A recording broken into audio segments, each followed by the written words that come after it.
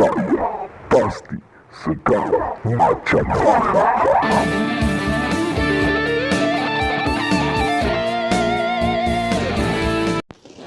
Hai kawan-kawan semua, oke hari ini kita sama-sama belajar tentang lori pula ya. Oke, terutama sekali ialah kita menitik berat tentang brake. Kita semua sudah tahu brake itu adalah sangat-sangat penting di setiap kendaraan, khususnya kepada anak-anak muda yang berminat tentang truk dan ingin belajar ataupun bekerja sebagai pemandu truk. So hari ini kita sama-sama belajar asas ini. Apabila kita terlihat di bahagian tayar depan ataupun belakang nampak basah seperti ini, sebenarnya kendaraan kita sudah berada di dalam keadaan berbahaya karena brake kita sudah mengalami kebocoran. Brake oil akan mengalir karena brake pump telah mengalami kebocoran. Apabila mengalami masalah seperti ini, parking serta merta dan laporkan masalah ini kepada foreman yang bertauliah ataupun kepada mereka yang berpengalaman dan wajib diselenggarakan. Dan hari ini kami akan berkongsikan serba sedikit pengalaman dan sama-samalah kita belajar tentang pelajaran ini dan asas ini. Jom.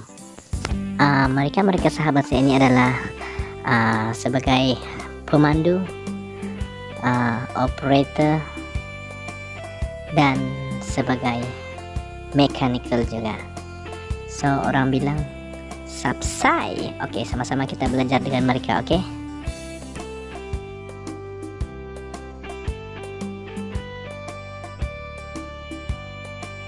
Subsel ini kita akan tanggalkan dan kita akan periksa. Jikalau subsel ini mengalami kerosakan, semestinya kita akan tukar dengan yang baru.